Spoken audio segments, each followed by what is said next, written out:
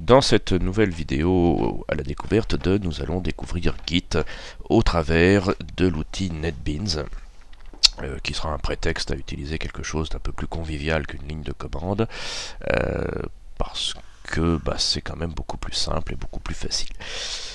Avant d'attaquer le codage de tout ceci, nous allons évidemment nous intéresser à qu'est-ce que c'est que la gestion de version, principalement utilisée dans un travail collaboratif bien évidemment.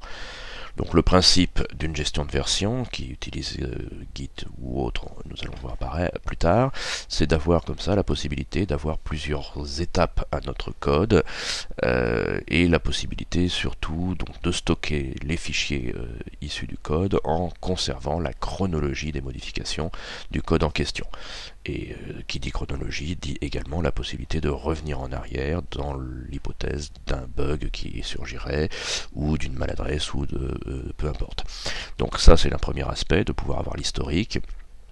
Mais également, et c'est là où ça devient intéressant, c'est que cet historique peut être synchronisé entre différents utilisateurs. Donc ce que fait l'un peut être modifié par l'autre, on peut revenir sur ce qu'a fait le premier, on peut gérer un certain nombre de choses de ce genre.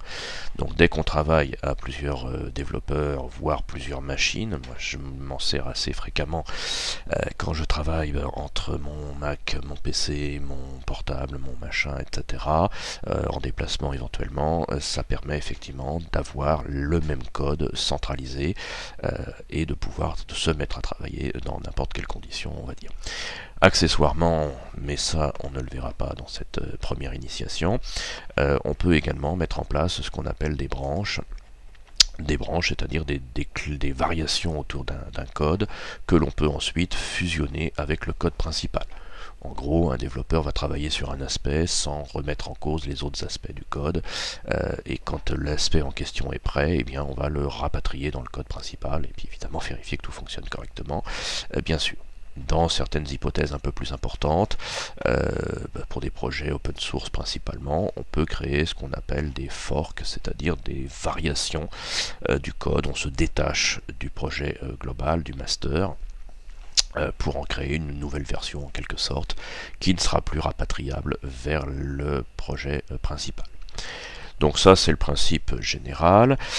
Pour les logiciels de gestion de version, il existe principalement deux types.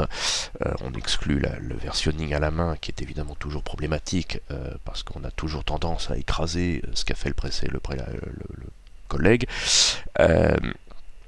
On a effectivement un système de dépôt central, donc le dépôt central étant le système utilisé depuis déjà un certain temps par CVS, donc Concurrent Version System, et SVN, SVN étant le nom de Subversion, qui date pour le premier des années 90 et pour le deuxième des années 2000, enfin de l'an 2000 d'ailleurs je crois, dont le principe est d'avoir un dépôt centralisé, donc chaque développeur travaille sur ses fichiers et les envoie vers le dépôt central. Mais bien évidemment, cela nécessite une centralisation, une synchronisation, des éléments, des fichiers donc.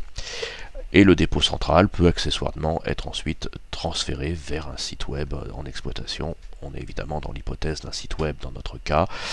Ça marche évidemment pour tout autre type de code, bien sûr. Ce qui nous intéresse aujourd'hui n'est pas le dépôt central, mais le dépôt décentralisé, qui va effectivement permettre d'avoir un dépôt local pour chaque développeur et un dépôt central qui va synchroniser le tout, bien entendu. Et globalement, chaque développeur va pouvoir travailler sur son dépôt local, avoir l'historique des versions, etc. en local, et ponctuellement transférer vers le dépôt central, qui pourra être ainsi synchronisé avec les autres développeurs. Dans les versions élaborées, on peut également faire la synchronisation entre développeurs sans mettre à jour le dépôt central, mais là encore, ça dépasse un peu le cadre de notre initiation. Et ponctuellement, depuis le dépôt central, on peut également envoyer vers le site web avec l'équivalent d'un FTP classique, sauf que c'est piloté bien sûr par le système Git en l'occurrence. Donc Git fait partie des systèmes de ce genre, ainsi que Mercurial, concurrent également dans le principe. Pour pouvoir faire ça, il nous faut évidemment un dépôt central. c'est-à-dire d'avoir un accès à un service de Git centralisé, et puis des installations locales bien évidemment. Donc, dans notre cas, on va installer en local via NetBeans, donc on n'aura rien à installer de particulier, NetBeans l'intègre. Par contre, en dépôt central, on va passer par un des plus gros serveurs de ce genre, qui est GitHub. GitHub qui est donc gratuit pour les projets open source, mais qui permet d'avoir un projet privé sans limite d'utilisateurs. Si vous voulez plusieurs projets privés, ça devient payant, parce qu'il faut bien qu'ils gagnent de l'argent, bien évidemment. Le concurrent, à ma connaissance, le plus important en tout cas, c'est Bitbucket, qui a un modèle économique un peu différent, puisqu'il ne vous limite pas dans le nombre de projets privés, par contre, il vous limite dans le nombre d'utilisateurs maximal par projet. Donc sous-entendu, après, à vous de voir lequel, évidemment, modèle vous voulez. Il existe également d'autres systèmes de ce genre, Redmine, GitLab et autres, mais vous pouvez aussi évidemment, dans le cadre d'un développement professionnel important, créer votre propre dépôt Git sur votre hébergement bien sûr. J'ai un tuto de Barry Emmanuel Hamon qui nous explique comment le faire sur un serveur EVH mutualisé. J'ai pas encore expérimenté, peut-être que ça fera l'objet d'un tuto vidéo de ma part à l'occasion. Dans notre cas, pour ce tuto, on va passer par GitHub, qui est le plus répandu et le plus simple. Enfin, encore que en termes de simplicité, les deux sont à peu près équivalents, bien évidemment. Dans le travail que l'on va avoir à faire, on a évidemment l'étape la plus difficile qui va être la configuration initiale. Configuration initiale, alors qui peut prendre plusieurs aspects, mais on va prendre l'aspect le plus simple dans notre cas, qui va consister à créer un projet NetBeans, dans lequel on ne va rien mettre pour la démonstration, peu importe. Ensuite, on va initialiser ce dépôt local pour le premier utilisateur, qui s'appellera Richnou si ma mémoire est bonne, et ensuite on va créer un dépôt sur GitHub, donc sur mon compte Richnou toujours, et ensuite on va envoyer le projet vers le dépôt. À partir de là, le dépôt sera centralisé, on pourra ajouter un deuxième développeur, Chouquette, dans mon cas, qui va pouvoir se mettre en place sur sa machine. Donc on va pouvoir jouer comme ça avec configuration initiale et deuxième développeur, chaque développeur ou chaque machine d'un même développeur, bien évidemment.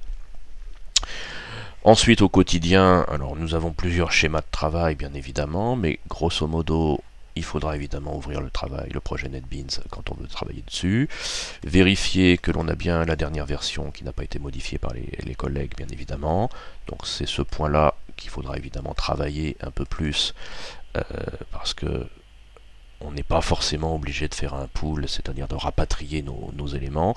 On peut évidemment simplement vérifier ce qui a été fait, ne récupérer que ce qui nous intéresse, etc. ou rester en autonome. Bref, plusieurs versions possibles. Là, on va alléger considérablement à ce niveau-là, et peut-être qu'on fera d'autres tutos par la suite ici.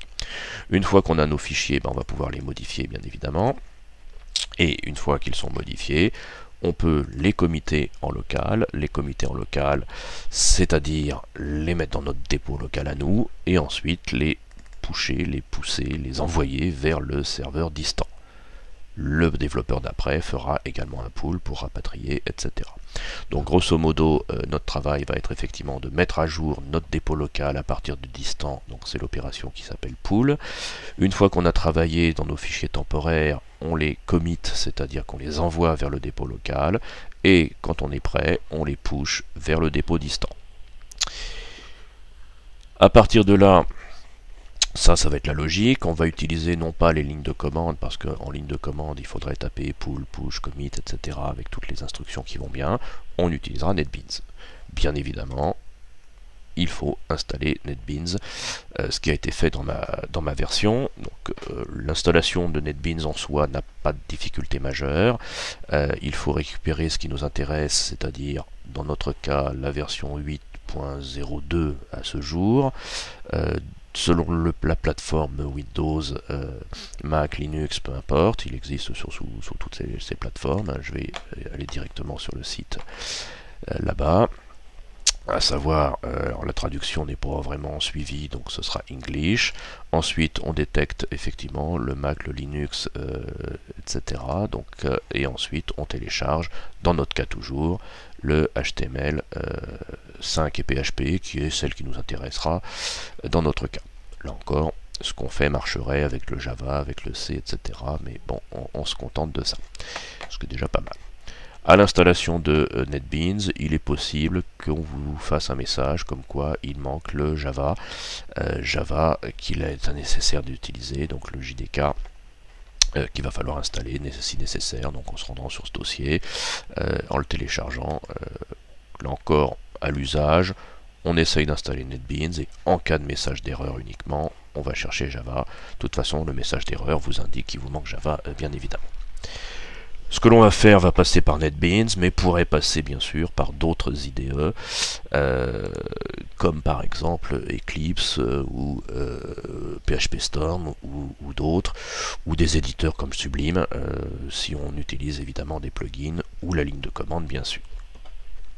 Alors pour en savoir plus sur NetBeans, dont je suis assez fan, mes élèves vous en parleraient, j'ai écrit un certain nombre d'articles sur mon blog, comme par exemple comment créer un projet, comment bien documenter ses sources pour vraiment tirer parti de NetBeans, et quelques plugins intéressants, et puis d'autres articles à venir bien sûr. Dans notre cas, on n'a pas vraiment besoin de plugins puisque tout est intégré dans NetBeans de base. Je recommande particulièrement Quick Opener, qui est un plugin, on va dire, quasiment crucial à l'heure actuelle, puisqu'il permet d'un simple clic d'ouvrir une ligne de commande dans le dossier du projet. Ce qui est assez pratique quand on utilise des outils modernes, genre Grunt, Gulp ou Git à la main en ligne de commande bien sûr. Si on passe par NetBeans, c'est aussi pour pouvoir utiliser les raccourcis, et le plugin Git Toolbar a l'avantage de vous rajouter une barre d'icônes avec des accès directs vers les commandes importantes de Git, même si, là encore, dans notre cas, on ne s'intéressera qu'à 3 commandes, le commit, le pull et le push, comme je vous l'ai expliqué préalablement. Voilà, donc ça c'est l'environnement de travail, donc il nous faut NetBeans, il nous faut évidemment un compte sur GitHub. Si vous ne l'avez pas créé, il faudra évidemment le créer. C'est assez simple, il suffit de donner votre adresse mail et de prendre un pseudonyme, si possible, moins ridicule que le mien, mais ça c'est un choix à faire évidemment. Donc première étape maintenant, une fois qu'on a la liste des choses et les installations, on va initialiser notre projet. Donc pour ça, on va évidemment se rendre sur NetBeans et créer un nouveau projet. Nouveau projet sur NetBeans. Donc là, on choisit que c'est un projet en HTML5, que le plus simple à mettre en œuvre, bien sûr, dans notre cas, sans source existante, bien sûr. Next. Et ensuite, on va choisir un emplacement de notre projet. Donc notre project name va s'appeler Git, tuto Git par exemple, hop, tuto Git, et on va le placer dans mon dossier tuto de cette façon-là. Donc là, après, à vous d'adapter l'emplacement exact, bien sûr. Tuto Git. Alors pour info, sur les supports de cours qui sont projetés derrière, c'est évidemment un autre projet qui est concerné, qui s'appelle Tuto NetBeans. Ça ne sera pas très très gênant, je pense. Une fois qu'on a fait Next, on peut choisir un template si on le souhaite. Donc choisir un template, sous-entendu, si vous utilisez Angular, Bootstrap, etc., vous pouvez mettre en place un certain nombre de choses directement. Nous, on va rester sur du ultra basique, là encore, ça n'est qu'un prétexte, on ne va pas passer par un site template, bien sûr. Ne reste plus qu'à éventuellement rajouter des librairies, jQuery ou autres fantasy, bien sûr. Là encore, NetBeans se chargera de les rapatrier dans votre dossier pour pouvoir les mettre en place. Ce qui ne nous intéresse pas, encore une fois, dans notre cas. On ne va pas s'embêter avec ça, ça accélérera un petit peu les mises en place ici. Donc, j'ai juste créé un dossier vide, un projet vide, bien sûr. Pendant qu'il travaille, donc je reprends ici effectivement Initialisation du projet, nouveau projet, etc. Aucune option particulière. Nous restera à créer un dépôt Git. Donc pour cela, on va effectivement dans le dossier team et sous dossier Git, je vais y aller en direct. Donc vous voyez ma base, hop là, on la devine en tout cas, nous permet d'avoir effectivement juste une page HTML ultra basique. On enlève évidemment les commentaires ici. On a dans notre projet ici, je fais un petit peu le tour avant d'accéder au menu en question, notre dossier site route dans lequel on va avoir juste le fichier index. D'accord ? Donc là encore, peu importe. Dans l'onglet File, on va avoir les fichiers, on aura besoin d'y retourner, puis qui va créer automatiquement un dossier NBProject qui va contenir les préférences de NetBeans, on y reviendra juste après, un dossier public HTML dans lequel va se trouver notre fameux fichier index, et un fichier test pour faire des tests, tout simplement. Je passe là-dessus. Donc ça, c'est les deux onglets qui vont nous intéresser. Au quotidien, on va surtout travailler dans site route, c'est-à-dire dans l'onglet projet, mais pour la mise en place de certaines options, on va être obligé de passer par l'onglet files tout à l'heure. Retour à Git, on travaille donc en collaboratif, donc team, Git, et on va initialiser un dépôt. Alors initialiser un dépôt, c'est-à-dire créer le dépôt local ici. Pour ça, on ne se pose pas trop de questions. On choisit que notre dépôt local sera à tel dossier et on fait OK tout simplement. Si on se rend dans la fenêtre Output qui est ici, hop, on va voir qu'effectivement il a lancé le 4 février 2015 à 12h43, c'est-à-dire maintenant, il a initialisé le dépôt, il a créé son fichier, son dossier Git, il a initialisé les choses, bref, il a créé le dossier qui nous intéresse. Si l'on revient maintenant dans notre arborescence, vous allez constater que ce fichier-là est passé en vert, sous-entendu, il est ajouté à Git, tout simplement. Ça veut dire que ça marche plutôt correctement.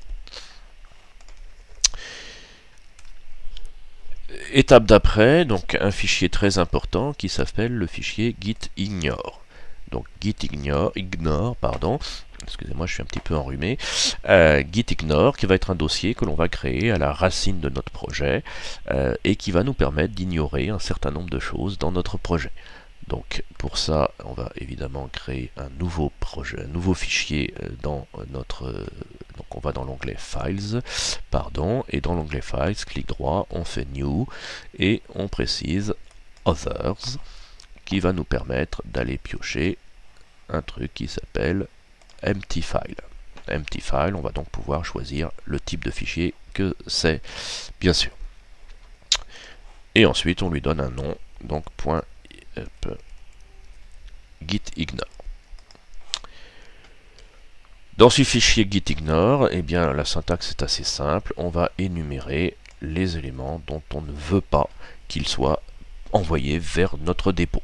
Alors, de manière assez classique, ce fichier gitignore, on va ignorer tout ce qui est crucial, tout ce qui contient des mots de passe, tout ce qui contient ce genre de choses, ou qui contient des éléments qui prendraient trop de place sur le serveur.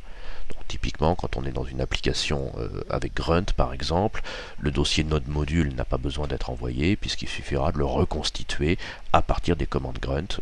Le Grunt file, lui, par contre, restera en place bien sûr. Le package.json, etc. Aussi. En ce qui concerne le Mac, on va évidemment voir que le Mac a tendance parfois à créer des fichiers cachés qui s'appellent .dsstore ou _macOSX ou d'autres ou d'autres formats.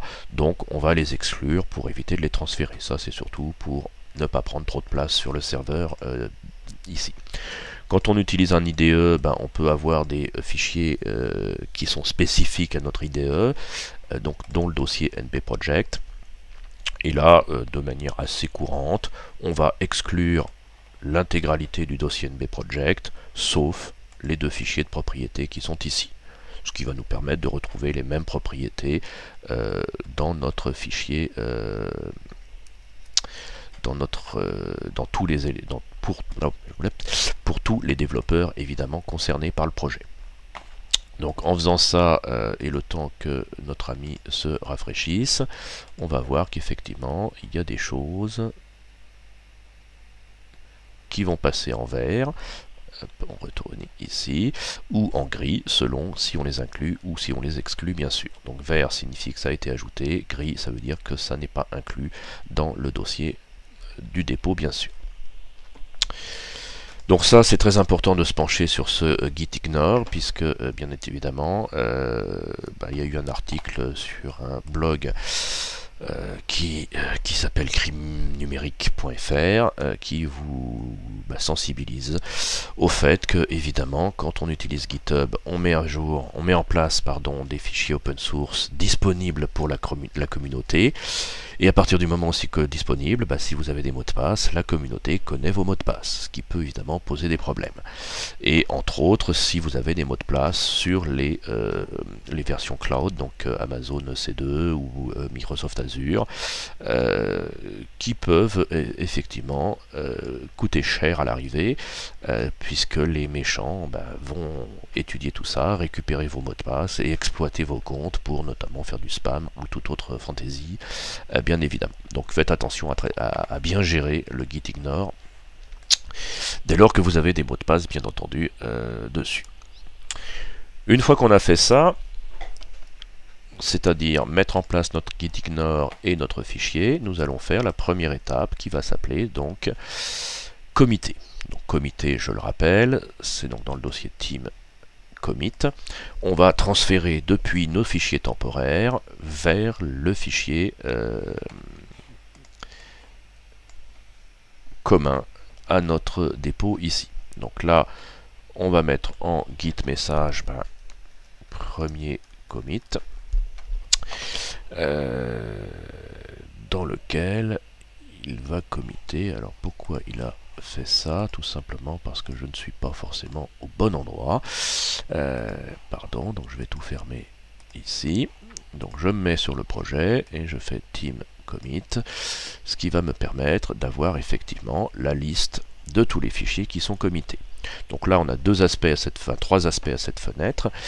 La première qui est le message que l'on va mettre et que l'on va donc garder pour l'histoire de votre projet. Pour le premier commit, c'est évidemment pas très important, mais au fur et à mesure que vous enverrez des commits, ça peut être important d'expliquer dans ce message, que vous corrigez un bug, que vous rajoutez une fonctionnalité, vous expliquez un petit peu ce que vous faites quand vous faites votre commit. Deuxième zone, c'est évidemment l'auteur. A priori, NetBeans vous reconnaît, il va donc vous mettre votre nom d'auteur à vous, Richnou, dans cet utilisateur Mac, et il va vous recenser la liste des fichiers qui sont concernés par le commit que l'on est en train de faire. Par défaut, tous ceux qui ont été ajoutés vont être évidemment précisés ici. Il ne nous reste plus qu'à committer. Donc committer signifie, on le voit ici, qu'on a effectivement transféré, ajouté dans notre dépôt local tous les fichiers concernés par le commit en question. Là c'est assez rapide puisqu'on travaille en local bien évidemment. On travaille en local et sur un certain nombre de fichiers très importants, c'est-à-dire qu'il n'y a qu'un seul fichier, enfin trois fichiers, pas grand chose donc. Une fois qu'on a fait ça, bien évidemment, il va falloir l'envoyer vers GitHub pour pouvoir évidemment le mettre sur le dépôt distant. Donc, il va falloir se rendre sur GitHub, bien évidemment. Pardon. S'il veut bien réagir.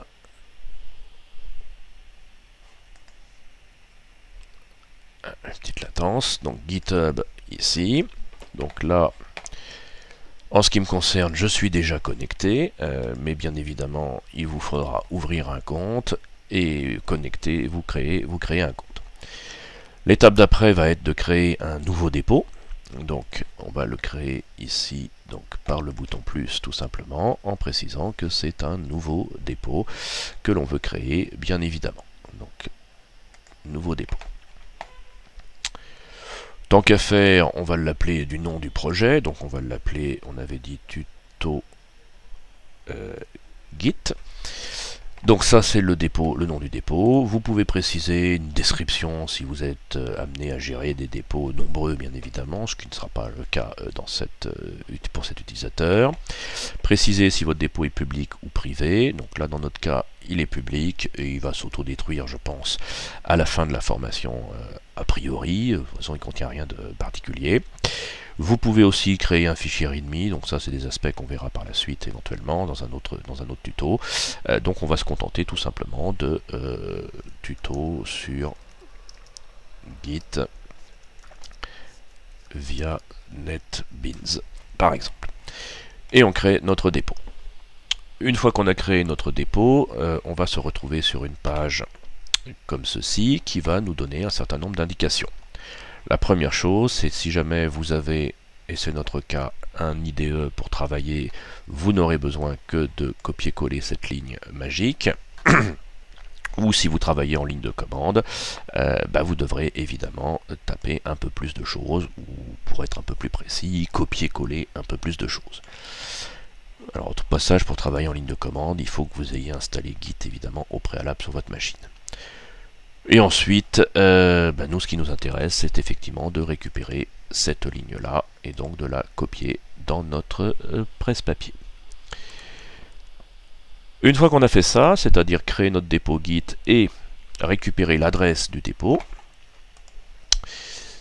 nous allons évidemment nous intéresser à la synchronisation depuis notre NetBeans. Sous-entendu, retour dans le dossier Team, on va dans le dossier Remote, c'est-à-dire distant, et on va envisager de pusher, c'est-à-dire d'envoyer notre dépôt local vers le dépôt distant. À partir de là, on aura à préciser l'adresse du dépôt en question, donc tuto Git, ainsi que votre nom d'utilisateur et votre mot de passe, qui va vous permettre donc de vous synchroniser et d'envoyer. En l'absence de ça, bien sûr, ça va s'arrêter très vite. Vous avez l'option de mémoriser le mot de passe dans votre éditeur, sinon il vous le redemandera évidemment à chaque fois. Next. Ensuite, donc là, il va se connecter au dépôt, vérifier vos éléments, et vous allez créer une branche, ou vous connecter à une branche, donc master. C'est assez simple, pour l'instant il n'y en a qu'une. Next.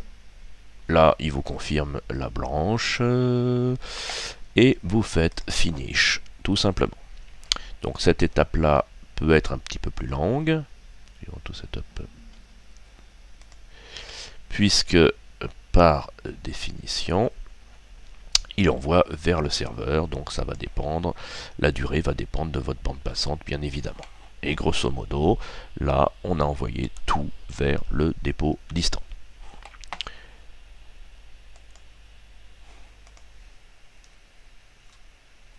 Dépôt distant, il suffit évidemment de retourner sur notre tuto Git via GitHub, et là on constate que notre projet a été pushé, et donc il est présent.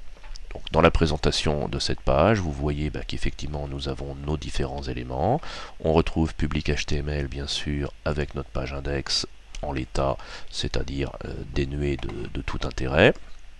On retrouve bien sûr ici le NB Project, mais pas le dossier private que l'on a exclu. On retrouve le git ignore avec notre codéfinition ici bien évidemment. Donc c'est que la chose a bien été transmise bien évidemment.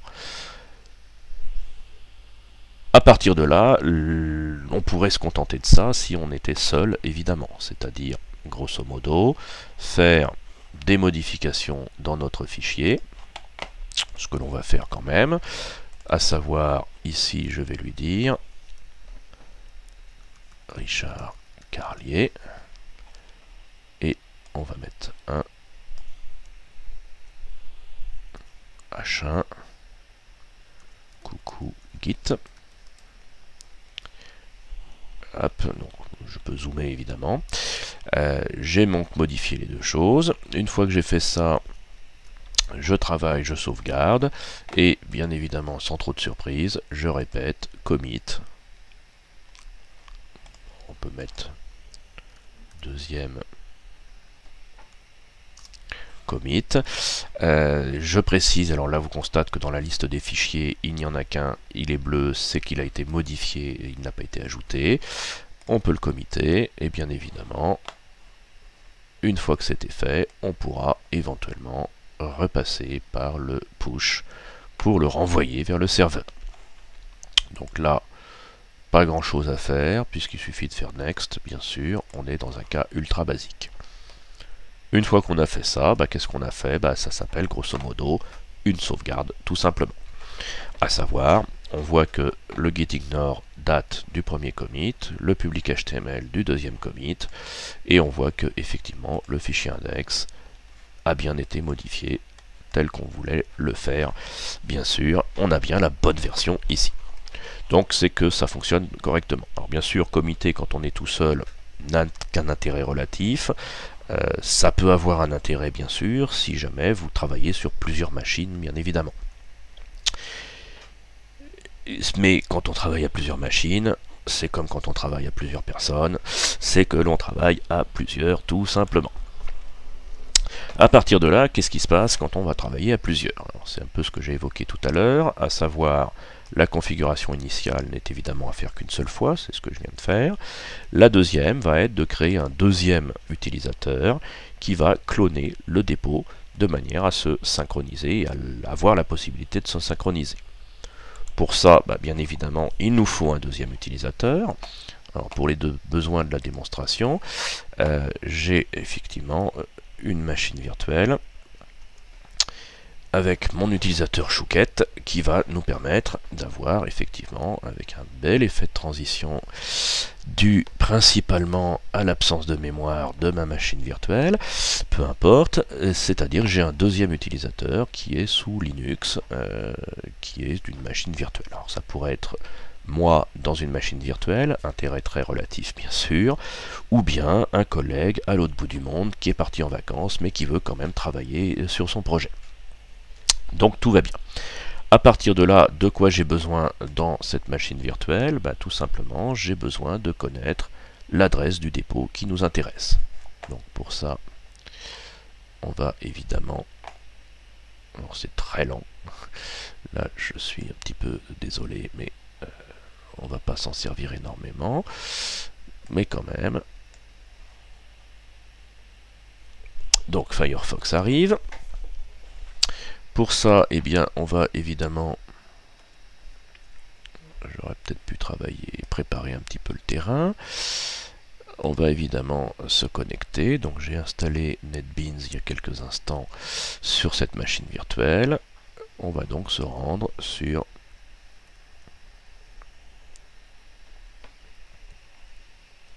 oui. C'est vrai que les touches ne sont pas les mêmes.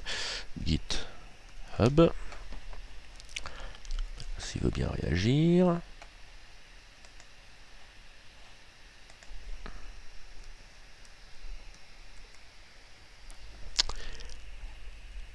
Ah, ça casse un petit peu le rythme de la vidéo, c'est pas très grave. Donc pour mes fidèles, j'en profite pour meubler un petit peu, pour mes fidèles... Pour les fidèles internautes qui me regardent, donc effectivement, la vidéo précédente avait comme qualité d'exister et comme principal défaut d'avoir un son un peu moins bon, parce que j'ai entre-temps investi dans un casque. Par contre, le bénéfice de la chose est un petit peu limité, vu que je parle un peu du nez, parce que je suis un petit peu enrhumé. Bon. Donc là, une fois que j'ai fini par meubler, donc on va avoir Richnou.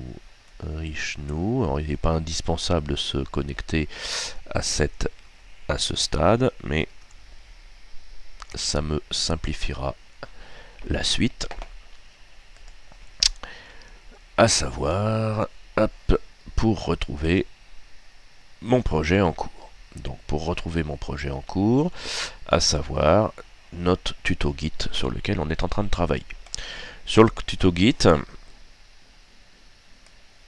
on va agrandir un peu la fenêtre. Ce qui nous intéresse principalement, c'est cette petite fenêtre-là qui va contenir l'URL du dépôt quand on veut le cloner.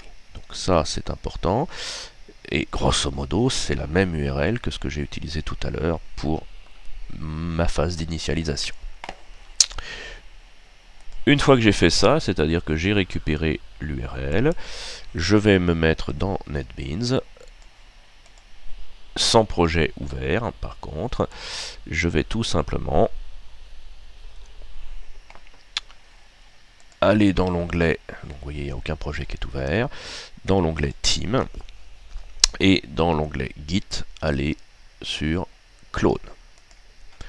Clone qui va donc me permettre de cloner mon projet, c'est-à-dire de le rapatrier en local, bien évidemment. Donc là, s'il veut bien réagir quand même, parce que c'est un petit peu pénible.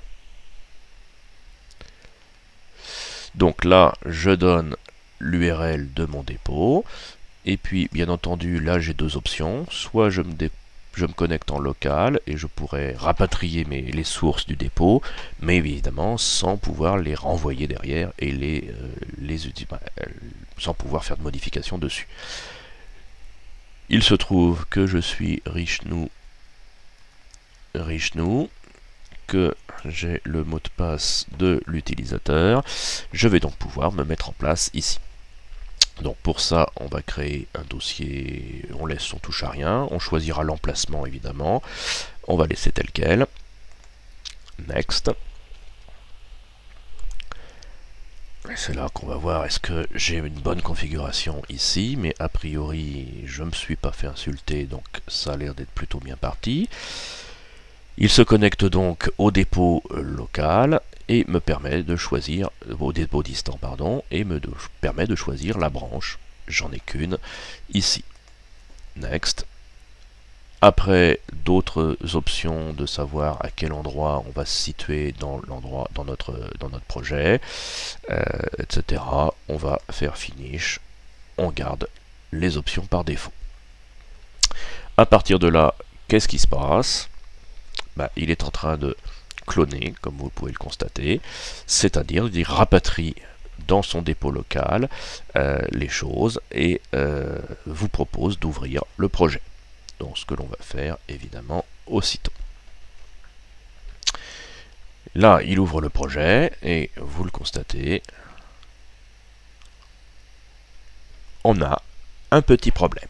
Alors, petit problème, j'avoue ne pas avoir compris le problème en question, sans doute une option quelconque, mais grosso modo, dans mon problème, j'ai fait close, j'aurais peut-être pas dû, c'est le fameux dossier test dont j'ai parlé préalablement, qui n'a pas été intégré dans le Git. Donc j'ai trouvé la solution qui est assez simple. Pour ce problème précis, il suffit de créer un folder qui s'appelle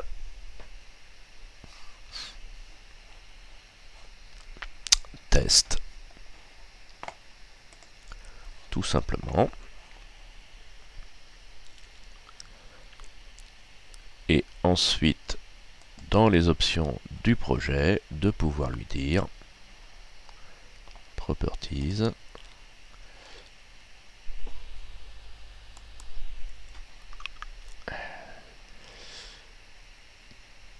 nous allons avoir, alors où est-ce que c'était, ici le unit test folder. Il me suffit de faire OK pour passer correctement. Voilà, donc là j'ai effectivement rapatrié mon projet en local, donc sur le deuxième utilisateur. Donc à savoir récupérer l'URL du dépôt, c'est la petite fenêtre qui est en bas de votre dépôt Git. Ensuite, on va, sans projet ouvert, dans cloner le projet, donc team git clone, et ensuite on précise les informations de notre projet en question.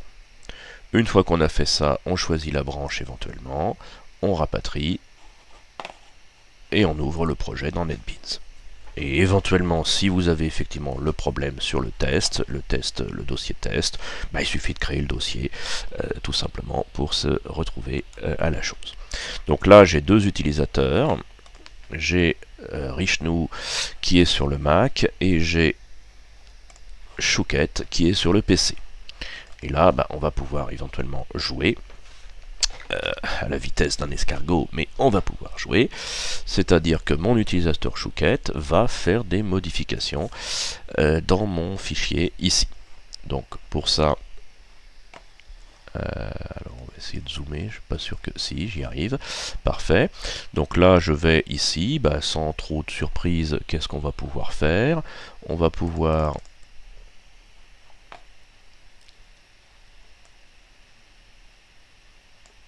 déplacer quelque chose, on va pouvoir rajouter des éléments.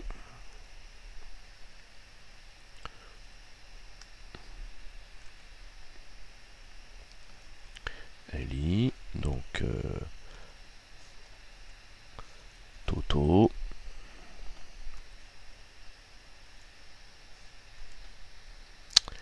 Bon, le clavier n'est pas très réactif, je m'en excuse. Là encore, c'est le problème de la console, enfin la virtualisation. Là encore, pour ce que je fais, ça n'a pas une importance extrême. Et on va mettre Titi, bien évidemment. Comme ceci. Je fais exprès une faute d'orthographe à Toto. Et puis on va évidemment, coucou Git, comme ceci.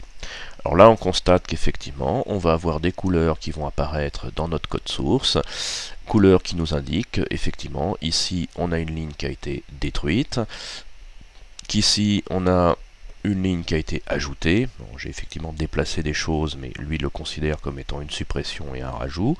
Et on a évidemment modifié des éléments ici. Donc ça, c'est le travail au quotidien du changement de source, à savoir, on modifie le source tout simplement. Et on sauvegarde comme on a l'habitude. Donc là, on est dans la zone temporaire, c'est-à-dire on est en train de jouer avec nos fichiers à nous, tout simplement, comme on le ferait quand on travaille tout seul, évidemment, sur un projet. La grosse différence, c'est qu'on ne travaille pas tout seul, on va donc être amené à committer de temps en temps et à pusher éventuellement. Donc committer, il faut le comprendre comme étant une sauvegarde locale, sachant qu'on déconseille, alors après il y a plusieurs approches, certains déconseillent de commiter, d'autres conseillent de commiter régulièrement. Là encore, quand on commit en local, on fait surtout des sauvegardes, donc ça peut être intéressant de le faire évidemment ponctuellement. On peut aussi tout simplement sauvegarder nos fichiers comme on a l'habitude sur une clé USB ou un FTP de travail ou sur un Google Drive, là encore en faisant attention au mot de passe bien évidemment. Dans notre cas, on va évidemment faire des modifications, ça c'est fait. Alors d'une manière générale, évidemment en environnement de production, on ne commit que quand ça fonctionne, on évite de committer quand il y a des bugs, ou quand on n'est pas sûr. Là encore, tant qu'on reste en local, c'est pas très grave. L'inconvénient du commit à tout va, c'est que bien entendu, ça va prendre de l'espace ça va prendre de la place, dans l'espace local. Ça peut aussi perturber des gens qui vont se connecter à votre local pour faire des commits entre développeurs sans toucher au dépôt central. Bon, ça peut, là, on dépasse encore une fois le cadre du cours. Mais globalement, dans notre cas, on voit la procédure qui consiste à committer.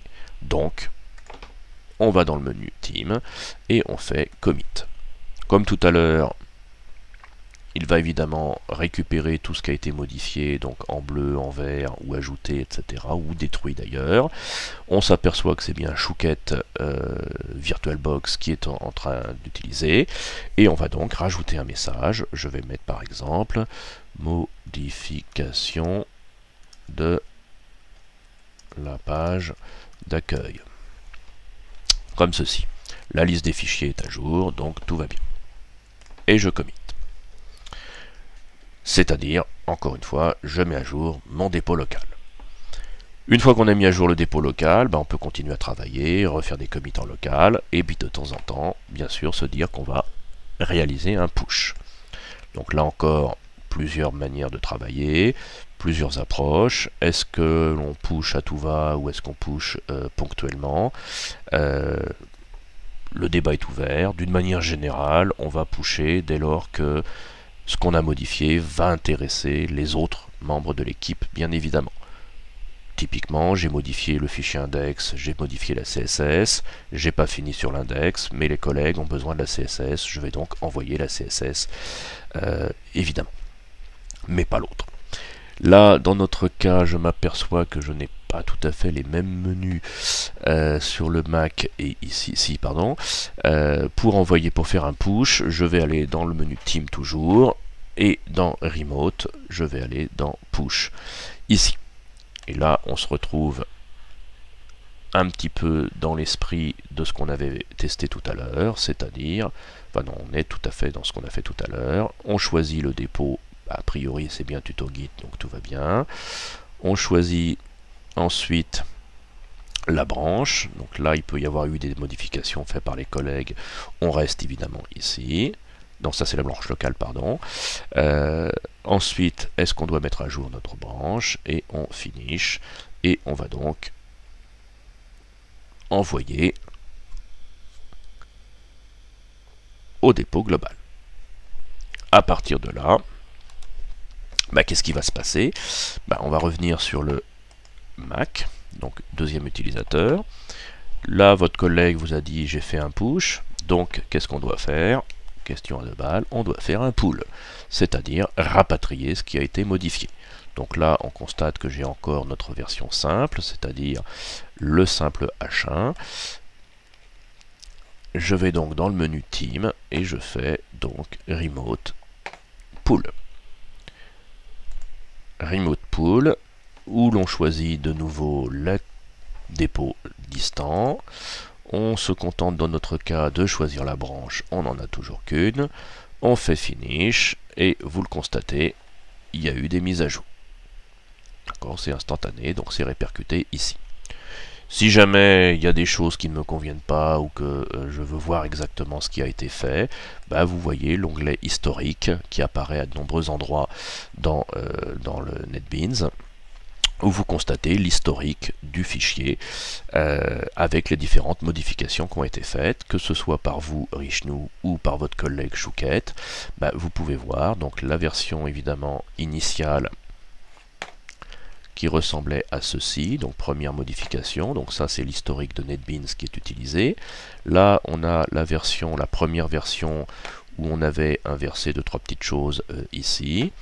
Richnou qui a fait une deuxième modification ici, et Chouquette qui a quasiment tout changé, et on voit exactement ce qui a été fait, et par qui, et à quelle heure, avec les commentaires qui vont bien, ce qui est assez intéressant bien sûr.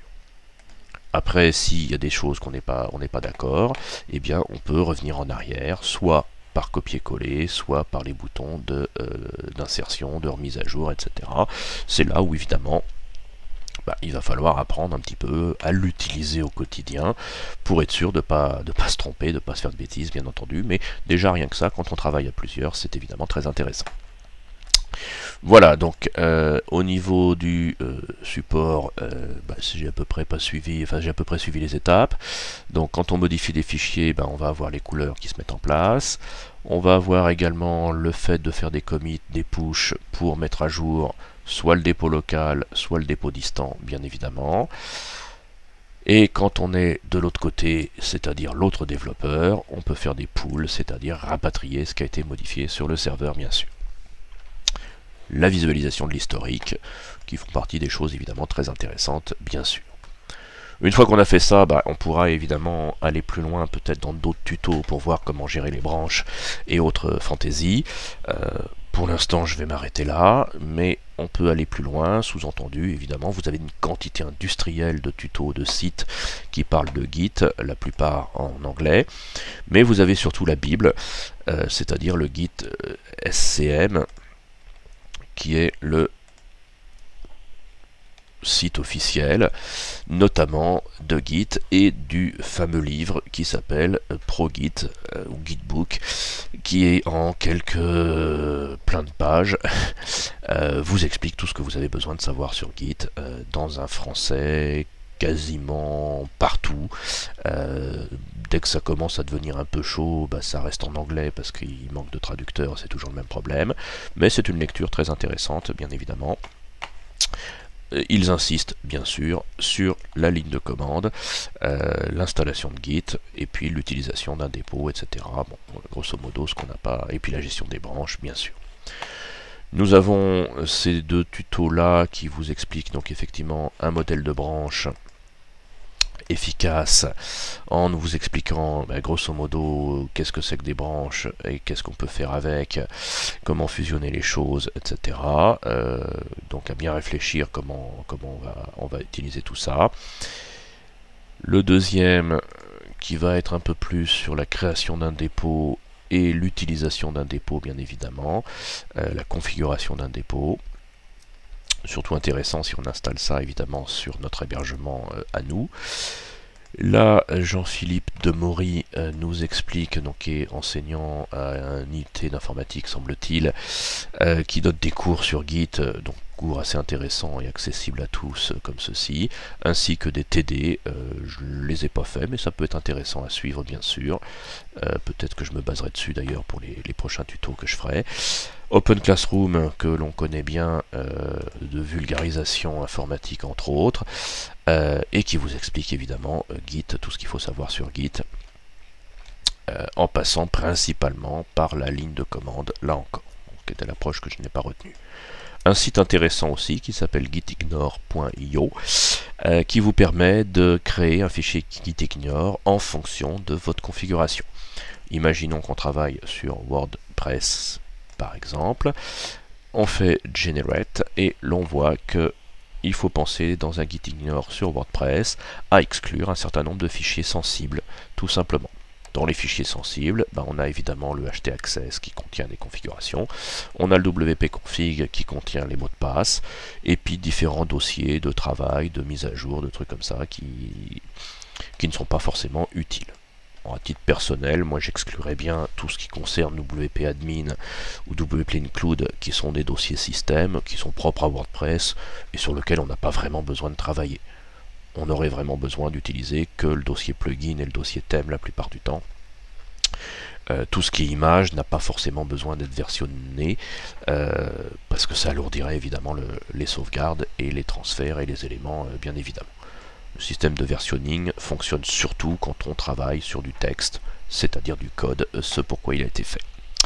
Voilà, cette vidéo prend fin, donc elle sera peut-être suivie par une autre sur l'utilisation avancée de Git avec la gestion des branches, toujours en passant par NetBeans, qui paraît être une solution assez pratique pour utiliser ça, sans remettre en cause la démarche de passer par des lignes de commande, ça les simplifie tout simplement. Voilà. A très bientôt pour une prochaine vidéo. Au revoir.